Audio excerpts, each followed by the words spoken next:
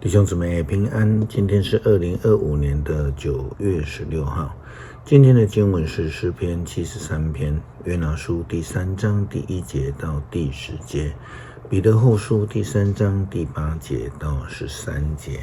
今天要跟大家分享的经文是顺服。世人呢都非常看重自己的年日，并且呢都看为非常的重要。对人而言似乎每一天都非常的重要。那在不同的年代、不同的年龄，我们对时间的看重程度也都不太相同。以前医疗还是非常落后的时代，刚出生的孩子能够存活就是非常困难的事情了。因此呢，只要孩子出生了，满1个月就值得庆祝了，所以就有满月，然后就有周岁。然后呢，以前的老人呢，能够活过50岁的也非常少。像牧师的阿公在花莲港教会牧会的时候呢，却因为生病，在49岁的时候就安息了。所以早期台湾人只要满50岁就会办理50岁的大寿宴。现代的人呢，则越来越少办寿宴了，因为呢，现在平均年龄都已经在增加了2024年，台湾人男性平均寿命达到了77.42岁，女性呢则达到了80.77岁。即便是如此，在上帝的眼中看来却不是这样的有不同的角度。而人生的重点是如何追求遵守上帝的诫命，并且与上帝同行，顺服，才是那个蒙福得永生之道。约拿书第3章第1节到第10节记载了约拿在违背了上帝的旨意，逃给上帝追，被大鱼吞到肚腹里面去，经历了死亡，然后领受上帝的慈爱恩典，又从死里复活之后，记载他的顺服。上主再一次的向约拿说话，他说：你往尼尼微那大城去，向那里的人宣告我吩咐你所说的话。约拿服从上主的命令，就往尼尼微去了。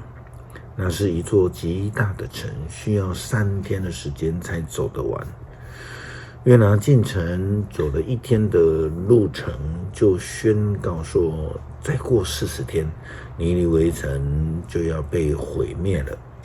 尼尼微城的人相信上帝的话，所以他们就决定要禁食。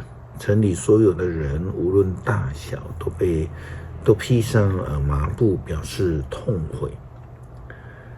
尼尼微王一听见这消息，就离开宝座，脱下王袍，披上麻布，坐在灰中。他向尼尼微人发出通告说，这是王和其他的大臣颁布的命令。人呢，牲畜、牛羊都不可吃东西，不准吃，也不准喝。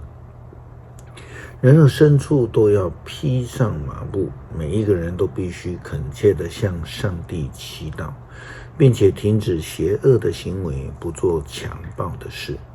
也许上帝会因此改变他的心意，不再发怒，我们就不至于灭亡。上帝看到他们所做的一切，看到他们放弃了邪恶的行为，于是就改变心意，没有把他原先宣布的灾难降给他们。在上帝的眼中，年日都是他所创造，在上帝的眼中，1000年如一日。彼得后书第3章第8节到13节这样的提到。可是，亲爱的朋友们，有一件事情你们不可忘记，在主的眼中，1000年如一日，一日如1000年。主并不像一般人所想的，迟迟不实现他的应许。相反的，他宽容你们，因为他不愿意有一个人沉沦，却要人人悔改。但是主再来的日子就像小偷一样，忽然间就到了。在那日，诸天要在巨大的声响当中来消失，天体在烈焰当中来烧毁，大地和万物都消灭。虽然这一切都要这样的毁灭，你们应该做哪一种人呢？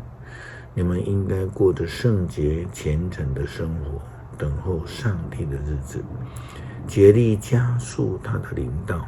在那日，诸天要被毁灭，天体在烈焰当中要融化。但是我们在等候上帝所应许的新天新地，在那里正义常驻。彼得前书告诉我们等候的是上帝所应许的新天新地，而这个期待与等候人呢，必须是顺服上帝的旨意，这样子的人才能够获得。诗篇73篇，上帝确实恩待以色列人，善待心地清洁的人，但是我几乎跌倒，我的脚险些滑倒，因为我嫉妒傲慢的人的发达，见邪恶者兴旺就心怀不平。他们没有遭遇痛苦，他们强壮健康，他们不向别人受苦，他们不向别人遭遇患难。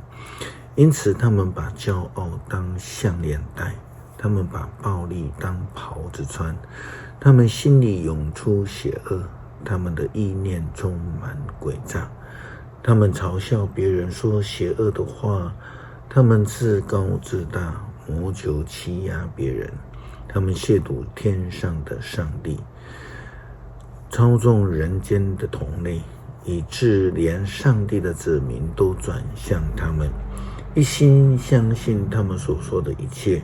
他们说上帝不会知道，至高者不会发觉。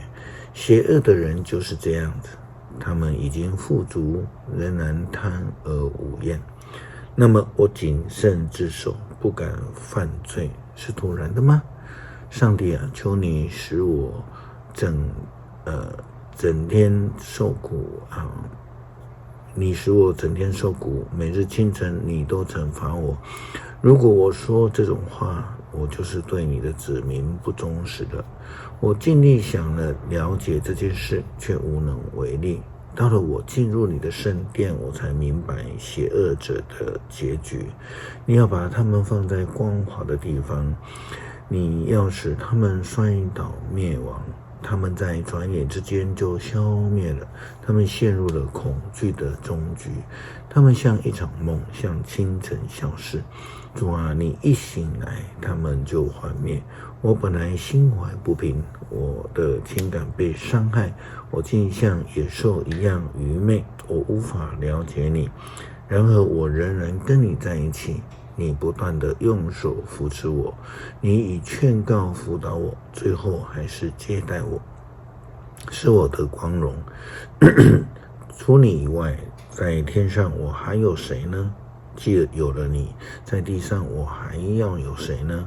我的身心会衰败，但上帝是我的力量，永远是我所需要的一切。那些离弃你的人必然死亡，所有不忠于你的人你要消灭。至于我能够亲近上帝多么的好啊！我以至高的上主做我的避难所，我要宣扬他一切的作为。感谢主赐下恩典，让我们能够因为顺服，因为愿意跟随上帝的脚踪，将我们的生命的主权呢全然的交给上帝，使我们能够蒙福，得到永生的恩典。这样祷告，奉主耶稣基督圣名求，阿们。